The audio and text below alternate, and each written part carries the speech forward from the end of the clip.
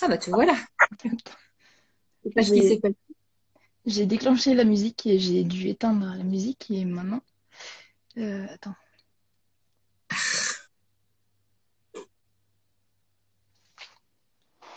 Ils Alors, sont contents de voir. Alors, bonsoir à tous, 20, 27, 28. Oui, c'est bon, Antioche 2. Ok, coucou à tous. Hum, Alors, pendant que Violaine se prépare, est-ce que certains ont deviné le thème de notre live de ce soir ou une petite idée? Si vous arrivez à mettre un petit message dans les commentaires, je vous fais écouter une musique. Alors, j'espère que ça va marcher.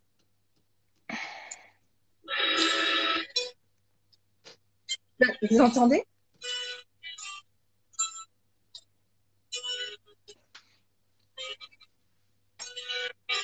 Ah, aucune idée. Ouais, ouais, Michel, c'est bien. oh, putain, ils sont à fond. Ouais, il y en a qui connaissent les CD par cœur. C'est mortel. Alors, je l'éteins. Et donc, en fait, on va vous parler, enfin, Violaine va dessiner Maître Raymond, et moi, je vais essayer de vous en parler. Alors, je préfère vous prévenir, il risque d'y avoir des petits spoils, notamment si vous n'avez pas lu Le Cercle de Pierre, ou les petits ajouts, les commentaires que Diana Gabaldon met sur son blog.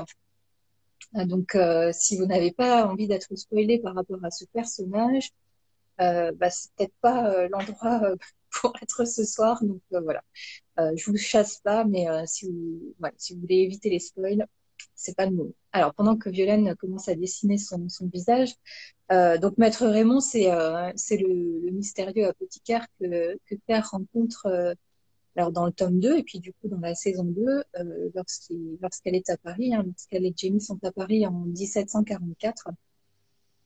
Et donc là, alerte spoil, hein, c'est sur le blog de Diana Gabaldon, euh, où elle dit que Maître Raymond est un voyageur dans le temps, qui remonterait à l'ère préhistorique. Et bien qu'elle ne soit pas encore tout à fait sûre de savoir où elle veut le situer, en fait, elle dit que c'est probablement vers 400 avant Jésus-Christ. Donc pas à proprement parler un homme de la préhistoire, mais en tout cas un homme qui vient quand même d'un temps plutôt ancien. Et attention, autre spoil, il serait un ancêtre de Claire et aussi de Gaylis. Et ce qu'on sait, et ça on l'apprend plutôt dans le roman, c'est que une vingtaine d'années avant d'être à Paris, là, hein, dans les années 1744-45, il vivait à Genève, en Suisse, et c'était un médecin et un herboriste assez connu. Hein, il avait une petite réputation. Et pendant qu'il était à Genève, il était en lien avec un certain euh, un dénommé Du Carrefour. Et Du Carrefour, c'est un Français qui était connu pour être associé à l'occultisme. Et d'ailleurs, Du Carrefour a été jugé, arrêté et exécuté par les autorités françaises. Et c'est à la même période que Maître Raymond est venu s'installer à Paris. Et il aurait repris les activités clandestines de Du Carrefour. Tout ça, c'est dans le chapitre 26 du tome 2. Donc, ceux qui ont lu les romans, ben, voilà, pourront toujours aller relire cette partie-là. C'est quand on découvre Maître Raymond. La série est passée quand même plutôt sur les origines et le passé de ce personnage, parce qu'il n'y avait pas la place et en l'état, ça apportait pas grand-chose. On sent bien quand même qu'il y a un truc un peu louche avec Maître Raymond et on suspecte des petites choses, même si on n'est jamais très très assuré. Voilà, je vois qu'il y a plein de monde qui arrive. Violaine, il y a 36 personnes qui te regardent dessiner. Euh, donc, l'officine parisienne de Maître Raymond, et je pense que Violaine va y arriver, était très, très décorée. Enfin, si vous avez en tête les images de la série, franchement, c'est un des, enfin, pour moi, c'est un des plus beaux décors qui a été fait au cours de la saison 2. Ah bah voilà, voilà les décors magnifiques que Violaine a déjà préparés pour gagner un peu de temps. Euh, et en fait, beaucoup de choses, enfin, d'éléments de ce décor sont en fait des symboles kabbalistiques, hein, donc la kabbale, l'occultisme. Je vais pas développer tous ces thèmes-là, mais La Kabbale, c'est le volet un peu ésotérique de la religion judaïque. Et en fait, l'idée, c'est d'avoir un accès direct à Dieu sans qu'il y ait de prêtre ou sans qu'il y ait d'église. D'où un peu la chasse aux sorcières qui était faite contre ces personnes-là dans le XVIIIe siècle et même avant ou même après. Euh, et donc ça, c'est ce que je suis allée rechercher parce que je ne le savais pas, mais la Kabbale, c'est une approche par la voie mystique ou par la voie de la connaissance, l'approche de Dieu. Ça propose des réponses sur l'origine de l'univers, le rôle de l'homme et son... Dans le tome 2, Maître Raymond, c'est lui qui a vendu Peter Cascara, hein, enfin, avec lequel Claire a été empoisonnée. Et même si elle finit par savoir que c'est lui qui a fourni finalement ce poison à la personne qui est derrière tout ça, Maître Raymond savait pas vraiment que c'était destiné à lui nuire à elle. Et il la met en garde contre d'éventuels ennemis et il lui donne la pierre de cristal blanc, ce qui prouve bien quand même que Maître Raymond est plutôt du côté de Claire que du côté de ses ennemis. Et puis c'est aussi Maître Raymond qui pratique la révision utérine suite à la fausse couche de Claire. Donc, ouais, Claire est très très mal en point lorsqu'elle est à l'hôpital des Anges et en fait lors de son accouchement une partie du placenta n'est pas sortie, ce qui peut arriver. Et donc c'est Maître Raymond qui la sauve avec une belle scène dans la série, je trouve. Et puis dans le livre encore mieux. Euh, Et ensuite, on retrouve Maître Raymond dans l'épisode de la chambre, je sais pas comment on appelle ça dans le livre, dans la chambre étoilée, en fait, dans la saison 2, chez le roi, avec le comte de Saint-Germain, Claire, qui est présente aussi. Donc, il est accusé de sorcellerie, tout comme le comte de Saint-Germain. Et finalement, c'est le comte qui finit par être empoisonné grâce à un tour de passe-passe de Maître Raymond. Et donc là, ceux qui ont lu l'espace d'entre-deux, c'est une nouvelle du recueil de nouvelles, Le Cercle des Sept Pierres. Je crois que tu l'as pas lu, toi, Violaine. Et non, mais je vais pas tarder. Voilà. Et donc là, on en apprend un peu plus sur le comte de Saint-Germain et par la même occasion sur Maître Raymond aussi. Donc, je spoile pas parce que là, ça vaut pas le coup sur ce live et dans le détail de Maître Raymond. Mais si vous avez la curiosité d'en savoir un peu plus, je vous conseille d'aller lire cette nouvelle qui est pas très longue et qui est sympa. Et dans le tome 6 de la saga, on entend encore un peu parler alors d'un certain Raymond. On n'a pas la certitude qu'il s'agisse de Maître Raymond, mais Wendigo d'honneur, donc c'est un des hommes que l'on voit dans la saison 5. À la fin, il fait partie du groupe des hommes son nom m'échappe, du méchant, de Lionel Brown, voilà. Euh, donc c'est ce voyageur que Claire finit par identifier. Et dans le tome 6, il parle d'un homme prénommé Raymond qui l'aurait aidé, lui, et puis les hommes avec qui il était à organiser leur voyage et leur remontée dans le temps. Voilà, dans l'espace d'entre-deux, donc je dis rien de plus, mais le conte cherche la grenouille. Et la grenouille, c'est comme ça qu'est surnommé Maître Raymond dans toute la saga, en fait. Pendant que tu avances, Violaine, je continue. Dans le livre, la description du personnage est quand même plutôt savoureuse. Alors, j'ai retrouvé, en fait, il est décrit comme étant très petit, 1,24 m. Tu comprends mieux ma remarque, Violaine, par rapport au dessin voilà, dont on a parlé l'autre jour. C'est bien. Voilà, donc 1,24 m, un buste avancé, des jambes arquées, un front très haut, des yeux globuleux. Donc vraiment l'aspect d'une grenouille. Ah ouais. Okay.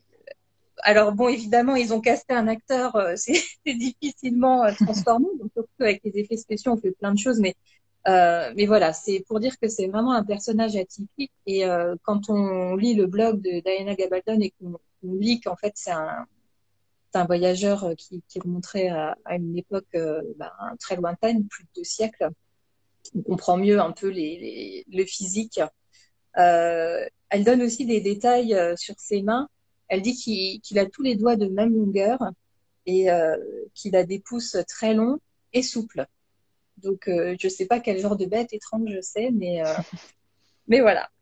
J'ai pas donné le nom de l'acteur, Michel. Je vois que tu dis quel acteur. Oui, c'est Dominique Pinon. Alors, c'est un Français. Il fait pas 1m24, il fait 1m68. Donc, quand même plutôt petit par rapport aux autres acteurs dans la série. Si on prend Sam Yuan qui fait plus d'1m90, 1m95 presque, donc il y a une sacrée différence. Et Dominique Pinon, il est connu pour avoir enfin, joué dans beaucoup de films de Jean-Pierre Jeunet et notamment Amélie Poulain. Euh, Ah, Tu t'en souviens pas? Ouais, c'est un des hommes qui vit à. Bah, je me demande si c'est pas lui qui travaille dans l'épicerie d'Amélie Poulain. Il fait longtemps d'accord. que j'ai pas vu le film, mais je crois que c'est ça. Et donc, pour en revenir à Maître Raymond, dans la série, il appelle Claire Madonna. Euh, dans la série, il donne une explication. Alors, je sais pas si c'est dans le livre, j'ai pas retrouvé, mais Claire lui demande, mais pourquoi vous m'appelez Madone? Je ne suis même pas maman. Et puis, en fait, il lui dit que c'est pas en rapport avec la Vierge, mais plutôt, enfin, si, avec la Vierge, mais au fait que Claire a une aura bleue et que Ah, la couleur de la Vierge, c'est le bleu. Donc ça, c'est ce qu'il dit dans la série. Diana Gabaldon a dit qu'elle aimerait écrire son histoire. Elle, enfin, j'ai traduit récemment une interview d'ailleurs où elle en parle. Elle n'arrête pas de le dire en fait. Donc, elle a vraiment ça en projet. Donc c'est l'histoire de Maître Raymond plus un préquel sur les parents de Jamie et de Murta du coup aussi. En fait, elle avait publié le prologue du livre sur Maître Raymond.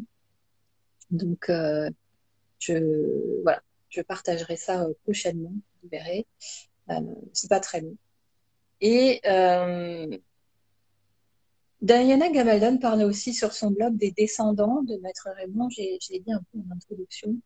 Euh, et en fait, elle dit que tous les descendants de Maître Raymond ont plus ou moins la lumière bleue, donc cette aura bleue hein, qu'a Claire, que lui a, et qu'on retrouve aussi chez un autre personnage dans le tome 8 pour les lecteurs.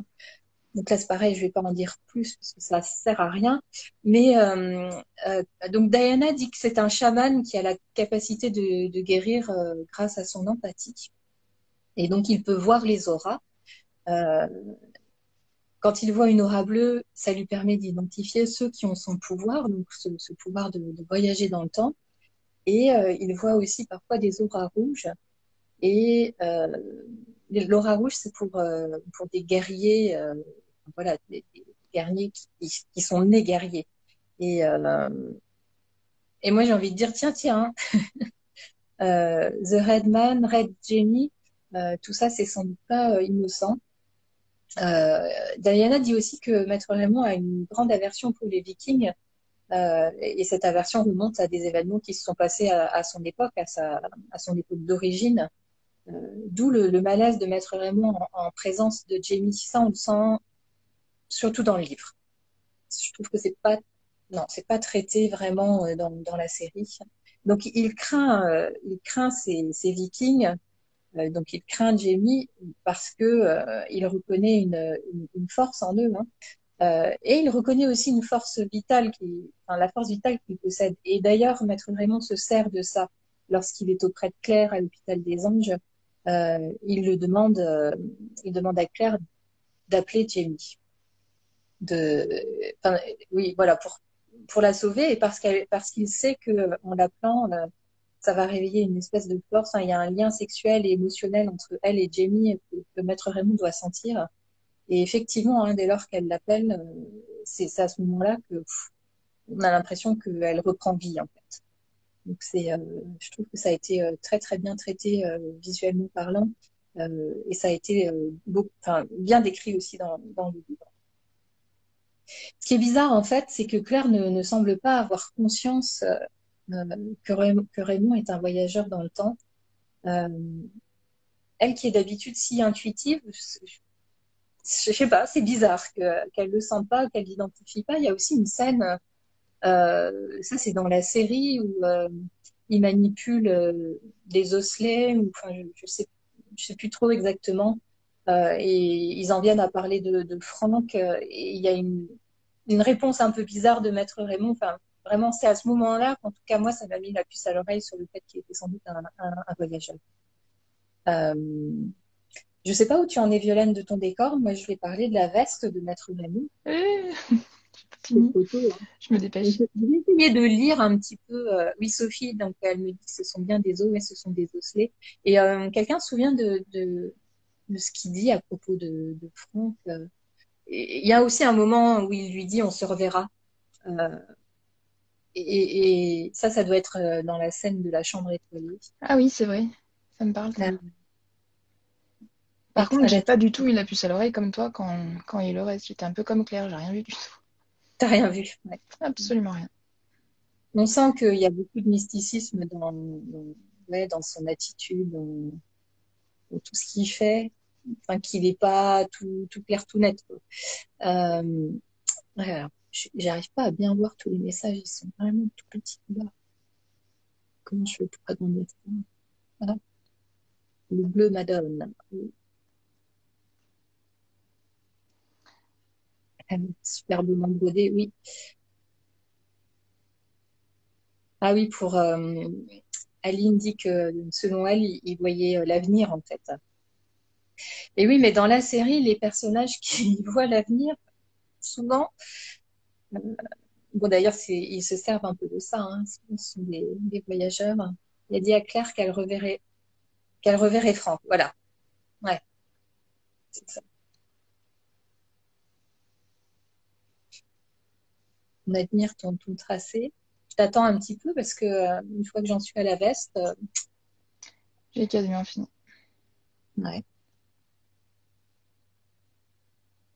Si vous avez d'autres questions en attendant sur le live, avec plaisir. En fait, moi, je parle et j'ai pas le temps de regarder ce que tu fais. C'est un peu frustrant. Je me regarderai la vidéo après, si j'arrive à l'enregistrer. Euh, ouais, les préquels, mais alors bon, alors je sais pas. Diana Gabaldon a une façon d'écrire où c'est pas linéaire, hein, en fait. J'ai déjà entendu des interviews d'elle et puis j'ai lu ses compagnons. Elle, elle écrit des scènes, des chapitres, elle les reclasse. Elle écrit vraiment pas du tout de manière linéaire. Et en fait, quand elle a des idées, elle les jette sur le papier. Et donc, c'est comme ça que lui est venu le prologue pour Maître Raymond. Et certainement déjà d'autres parties du livre. Et c'est pareil pour le préquel sur les parents de Claire et Jamie. Euh, et le tome 10, elle avait dit aussi qu'elle avait déjà des petits morceaux des scènes qui avaient été écrites. Donc, on espère juste qu'elle va pas mettre 10 ans à écrire ce dernier roman, parce que c'est vraiment très très long. Là, je sais plus, le tome 9, elle a mis 7 ans, je crois, à l'écrire. C'est vraiment, même si, même s'il y a beaucoup de pages. Donc, j'espère qu'elle a écrit déjà beaucoup, beaucoup de scènes du tome 10. Ah bon? Ah, Bah, c'est bien j'espère. ça. Ouais, je sais qu'elle en a écrit, elle l'a dit, hein.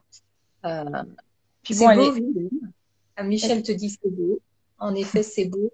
Avec PowerPoint, je crois pas, hein. Tu utilises Photoshop, non, Oui, oui, Violaine? Photoshop. Et jusque-là, il n'a pas bugué. Profitons-en. Est-ce que tu as enregistré? Non, j'aime bien, Ton début. j'aime bien jouer.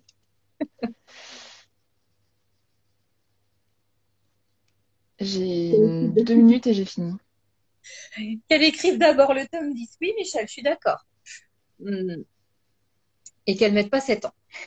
Parce que je pense qu'une fois qu'on aura lu le 9, alors moi je suis dans la situation où en fait j'ai pu lire les tomes 1 à 8, mais ils étaient déjà tous sortis, j'ai pas eu à attendre.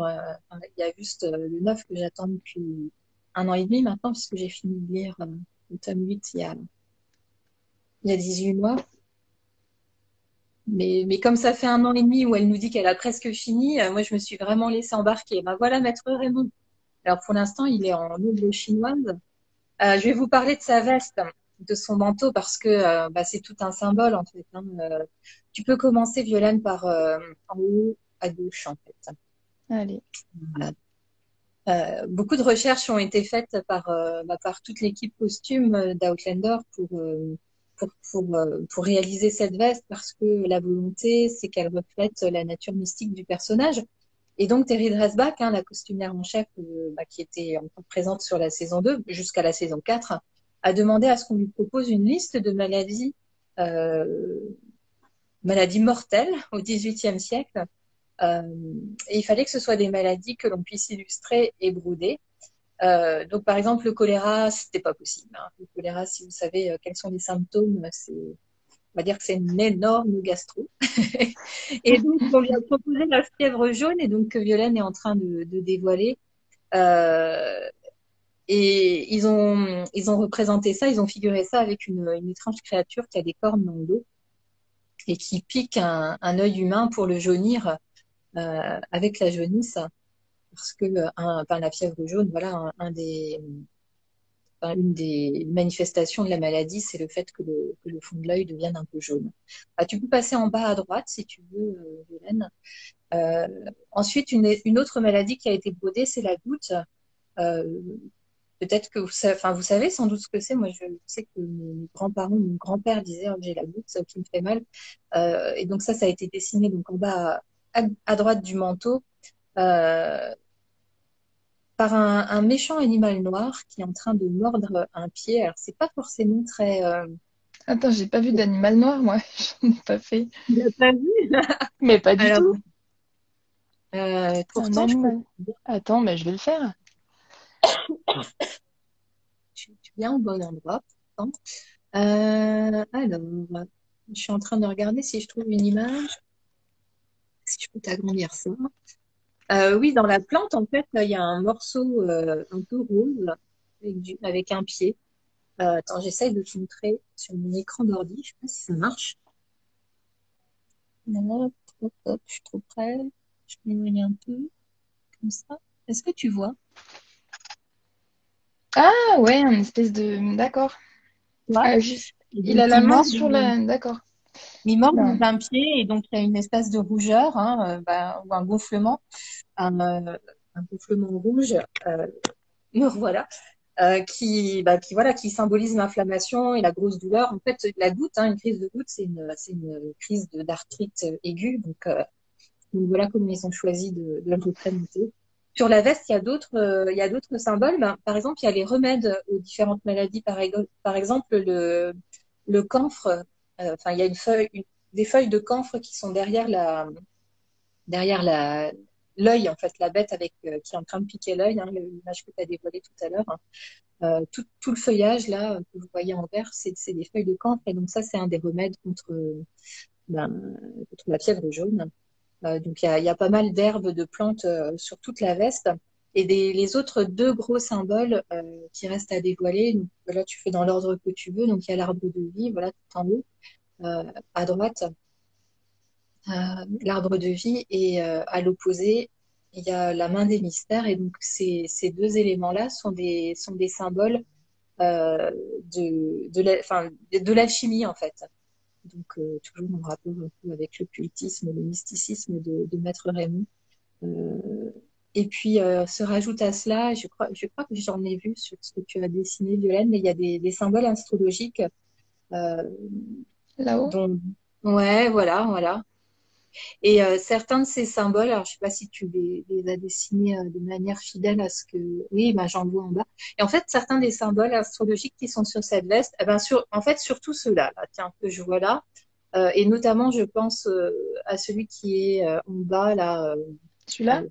Ouais, voilà, celui-là. On le retrouve aussi sur l'enseigne de l'imprimerie de Jamie dans la saison 3. C'est Euh, vrai. ouais.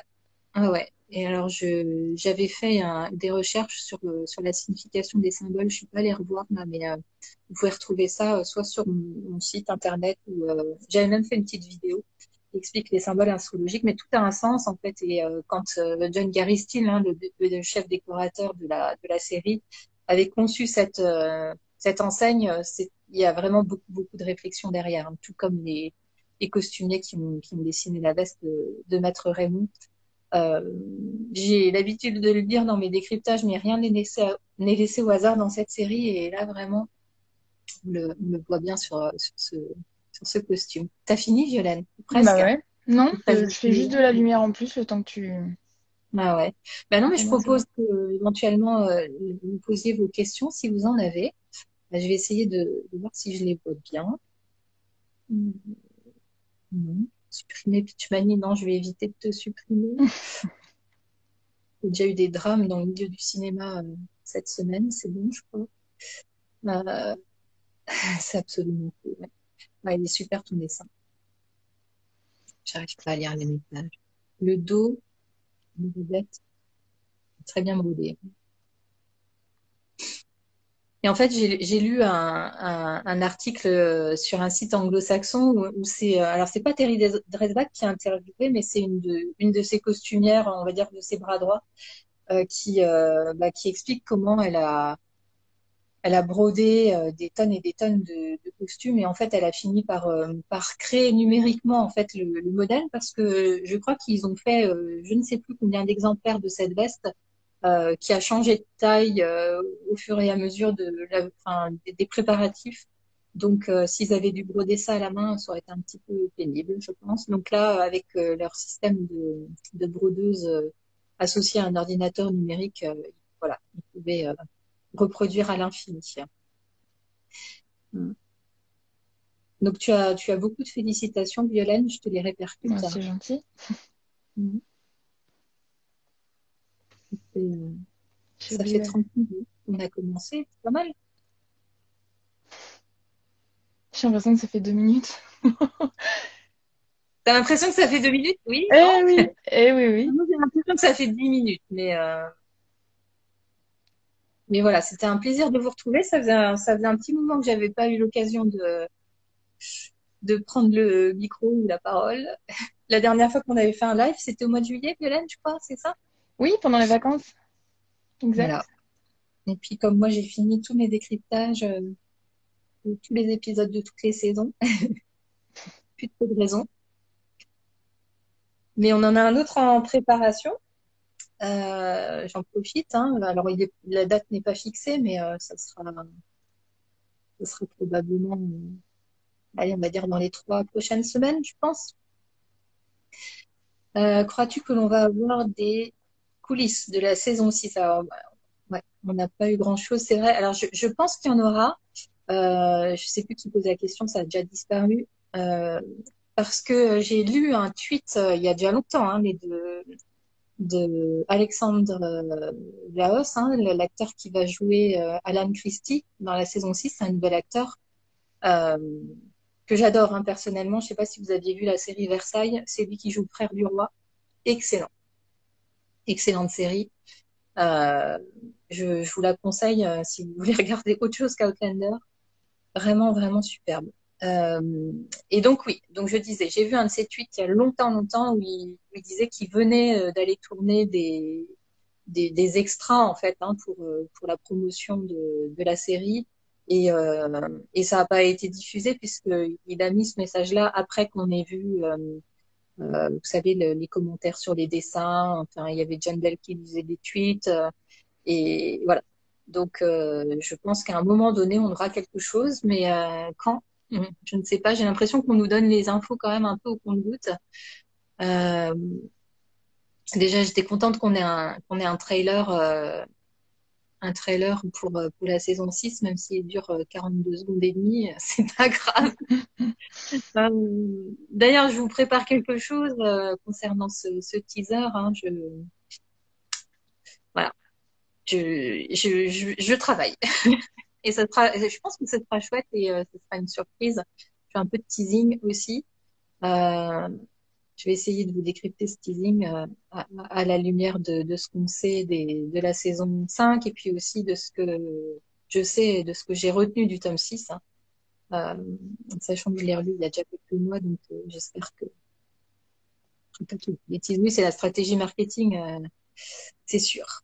Heureusement qu'on a eu un peu les podcasts de Matt Roberts, même s'ils n'étaient pas tous d'un intérêt égal, c'est pas grave, ça occupe.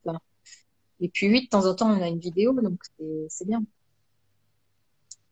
Je pensais au Comic-Con de New York, ils allaient nous donner la date de diffusion de la saison 6 aux États-Unis. malheureusement. Je sais pas s'ils n'ont pas encore calé avec leur diffuseur ou s'ils ont encore des hésitations.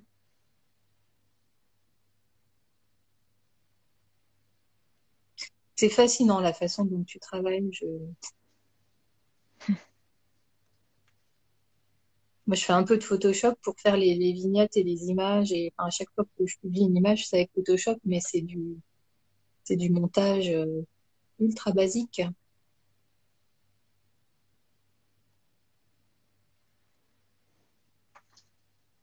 Ils étaient trop focalisés sur la grossesse de Kate, je trouve. Elle Tu, l'a un petit peu dit au Comic-Con d'ailleurs, qu'il ne s'était pas embêté à cacher le ventre parce que de toute façon toute la communauté allait essayer de le trouver et que du coup il n'y avait plus d'intérêt. Alors, c'est pas exactement ça qu'ils ont dit. Ouais, enfin, voilà, ils Tu l'as savent pas compris comme ça? non, moi je l'ai pas compris comme ça. Je pense qu'ils ont fait plein de choses pour cacher, que ce soit au niveau des costumes ou même des angles caméra, enfin des petites astuces. Et puis ils travailleront plein d'images en post-production. Mais ce que disait en fait la productrice Marie Davis, c'est que ils savent que les spectateurs vont guetter les moindres choses et qu'en fait ils verront peut-être un ventre où finalement il y en avait pas encore parce que en qu'a dit Parfum Sam Yuan au World Wizard là, de Chicago, euh, c'est que ils ont vraiment tourné la saison dans le désordre. Ils ont tout bousculé.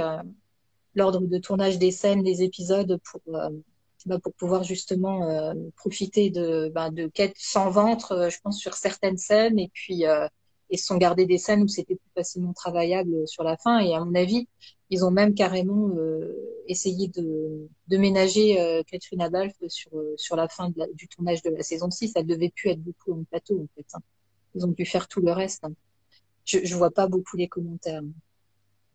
Ça m'a quand même dit que Kate était grosse à la fin. Bah oui, comme on peut être sur une fin de grossesse. Et ils ont fini le tournage en fait fin mai, début juin, si je vois bien. Alors, Catherine Balfe a annoncé la naissance de son fils au mois d'août, mais on peut supposer que c'était pas le lendemain de la naissance, que c'était sans doute quelques jours, voire peut-être, je sais pas, 2 semaines après. Donc oui, quand ils ont arrêté le tournage, elle était enceinte de 7 mois minimum, quoi. Bon après c'est vrai qu'il fallait le faire hein, avec le contexte Covid, Ouais, de toute d'être façon, enceinte c'est quand Je même pense incroyable. que je pense qu'ils ont, enfin, ils parlent du Covid en disant que c'est ce qui a permis enfin, c'est ce qui les a motivés à écouter la saison. Je n'en doute pas. Enfin, la grossesse, évidemment, ça en fait partie, mais gérer Covid sur un plateau de tournage, enfin, j'ose même pas imaginer comment ils ont fait. Quand on voit le nombre de personnes qu'il y a sur le tournage, c'est un truc de fou, un truc de fou.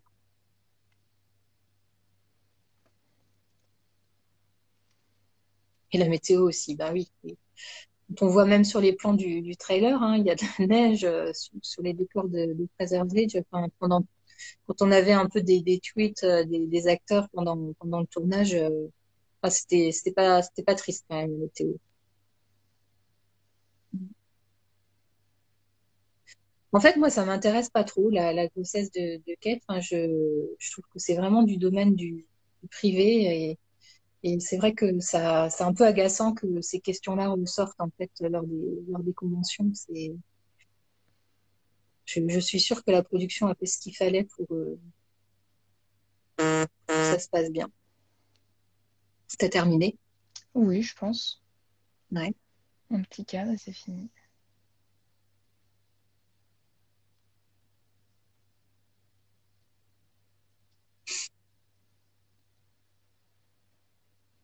Toutes les épaisseurs des costumes et c'est quand même plus facile de cacher une grossesse plus longtemps. Oui, je pense aussi.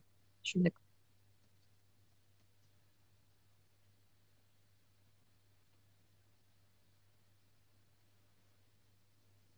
Oui, c'est ça, les corsets, etc. Je suis d'accord. Ouais, exactement.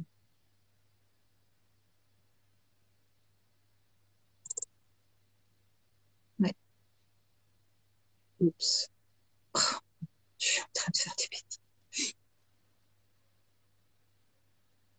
Je pense que ça les arrange peut-être aussi qu'on pose des questions comme ça sur Kate, parce que finalement, ils n'ont pas à répondre sur la saison 6 et prennent moins de risques de donner des spoils. Ouais, super dessin. On va s'arrêter là. Allez, Tu l'affiches en grand si tu y arrives. Je ne sais pas si tu peux faire plus présenter ça. Merci à tous d'être 40 personnes à cette heure-ci. Ça fout la pression en fait. Ouais.